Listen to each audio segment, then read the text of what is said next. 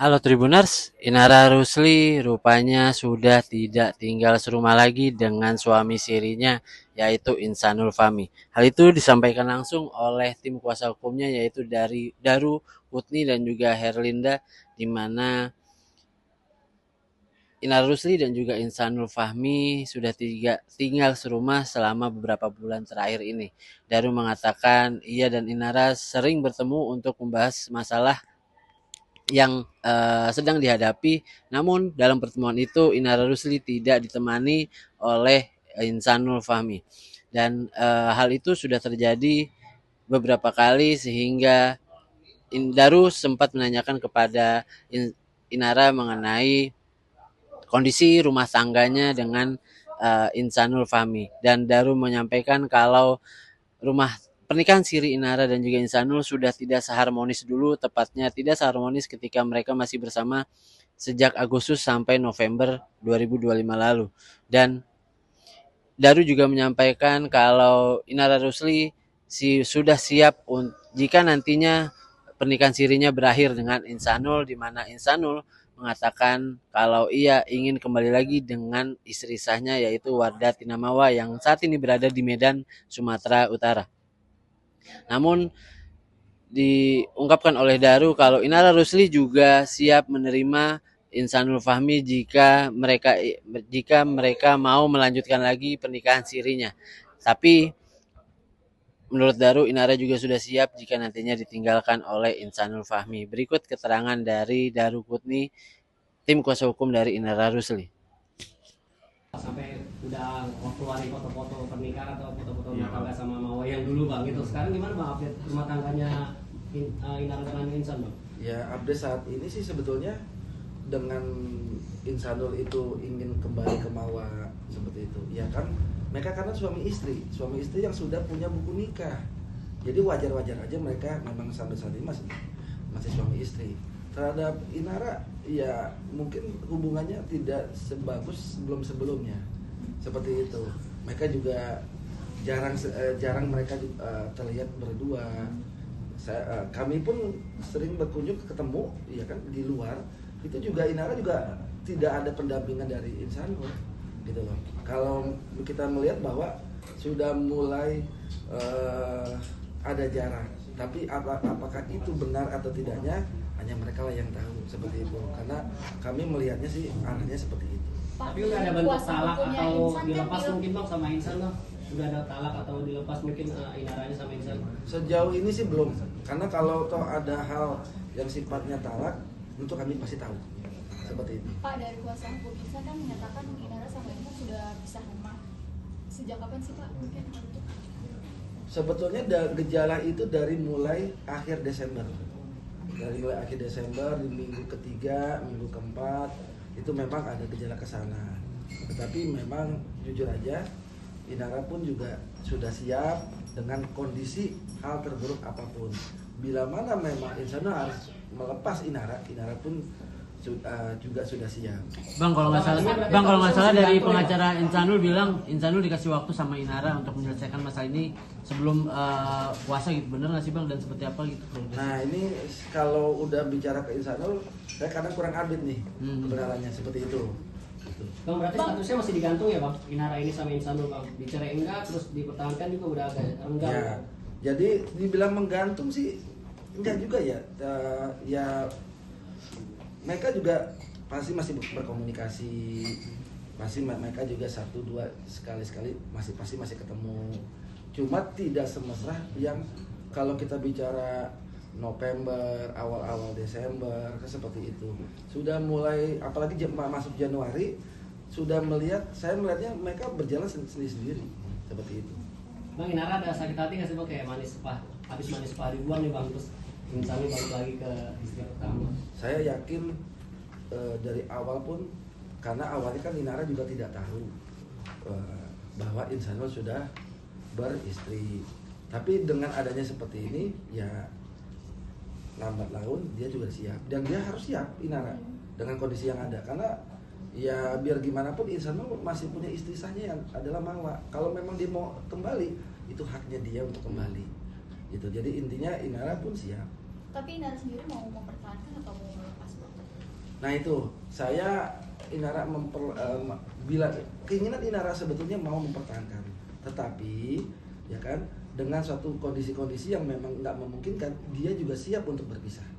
Seperti itu. Bang, banyak yang bilang juga ini akal-akalan biar nggak kena masalah hukum nih bang nih. Gimana bang tanggapannya bang? Masalah hukum apa? Masalah hukum Berzina. yang laporan Ya perzinahan bang, perzinahan. Ya sebetulnya sih kita berasumsi sih sah-sah aja ya. Orang berpikir apakah ini menjadi akal-akalan, ini akal bulus aja nih kan begitu kan, ataukah ini memang fakta ya kan. Memang kami pun juga tidak melihat kedua-duanya seperti itu. Nah kami yang saat ini menjalankan konsisten bahwa kami yakin ya kan yang namanya perdamaian itu akan terwujud. Bang, kan selama ini Inara dituntut untuk menunjukkan bukti pernikahan Siri sama Insanul gitu. Sampai detik ini juga belum terlihat apakah alasannya Inara untuk menahan itu bang atau seperti apa? Sebetulnya syarat itu kan diberikan kepada suaminya, bukan kepada Inara. Jadi itu bukan hak kami untuk jawab seperti itu. Bang, ini kan kemarin sopir Inara Rusli dibunuh. Jadi sini saya luruskan ya, sopir itu tidak tinggal di dalam rumah itu, dia tidak tinggal di situ. Jadi dia ke lantai 2 dan lantai 3 aja dia tidak diperbolehkan. Gitu. Jadi dia selama ini cuma di lantai 1 untuk datang menjemput segala macam ya, antar jemput anak-anak segala macam. Dan dia tidak diperbolehkan selama ini untuk naik ke lantai 2 dan lantai 3. Jadi Inara sendiri tidak tahu mengapa itu bisa diambil oleh siapa sopirnya itu. Mungkin saya tambahkan dikit ya. Saya juga udah melihat responnya atau pembicaraan dari pengacara, saya lupa namanya pengacaranya, dari Agung, seperti yang kemarin di BAP, ya kan. Pertama yang saya simak adalah bahwa selama ini supirnya itu adalah yang gaji adalah fee, seperti itu, sampai dengan terjadinya perceraian, sampai dengan sebelum kasus ini adalah ya kan seperti itu. Intinya pasca perceraian juga. Itu di statementnya dia ya yang saya tangkap di media ya kan, itu adalah digaji oleh fee seperti itu. Nah, dia pun akhirnya diberhentikan karena adanya dikhawatirkan terlibat dalam adanya kasus yang mengarah kepada Inara seperti itu. Artinya bahwa supir ini masih di dalam kekuasaan fee.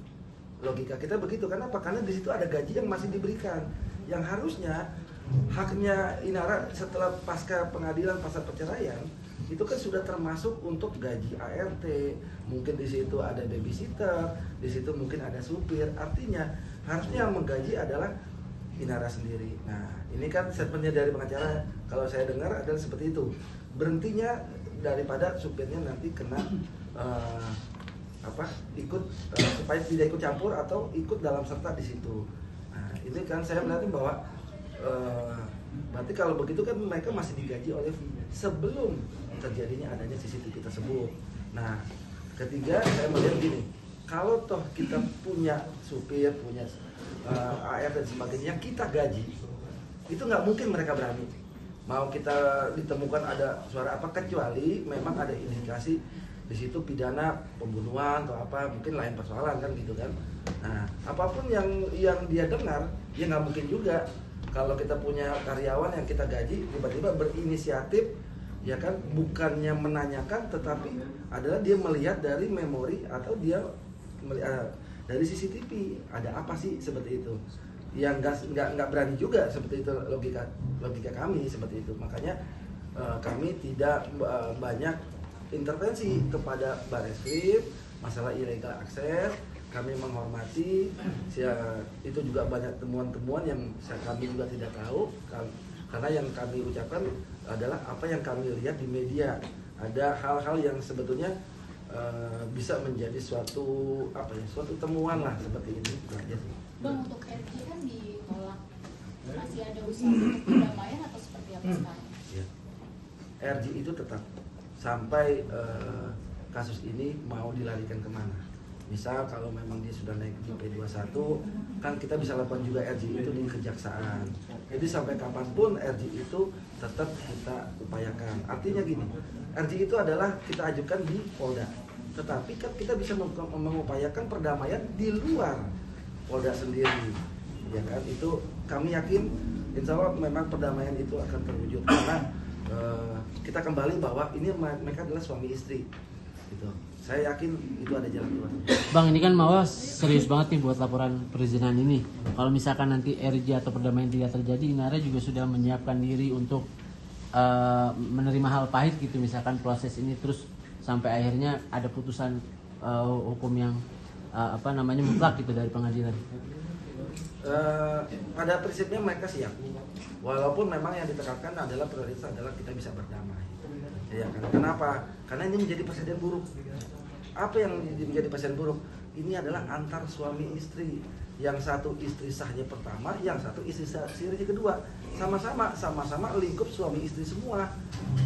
Dan di dalam ini ya presidennya buruknya apa? Ini akan menjadi kenang-kenangan kalau memang ini akhirnya sampai dengan ke tingkatan hukuman, putusan pengadilan, nanti menghukum sekian tahun, ya kan? Ini sampai kapanpun, dan ini mempengaruhi tumbuh kembang anak-anak, bahwa ini ya buruk lah, akan menjadi buruk seperti itu, karena ini suami istri seperti itu. Masih ada panggilan tambahan nggak Bang? Ini saya tambahkan sedikit. Pidana itu kan ada dua, pidana formil sama pidana material. Ya. Pidana formilnya itu yaitulah bukti yang diajukan oleh Mawa. Bagaimana pidana formilnya itu bukti dijadikan sebagai alat bukti, padahal itu illegal akses. Bagaimana itu materialnya nanti bagaimana bisa berjalan gitu. Sedangkan formilnya sendiri aja itu tidak sah melawan hukum gitu. Jadi menurut kami buktinya sendiri itu tidak sah gitu. Bagaimana mau dilanjutkan kalau bukti yang diajukan itu tidak sah gitu. Ya gitu aja. Jangan lupa subscribe ya.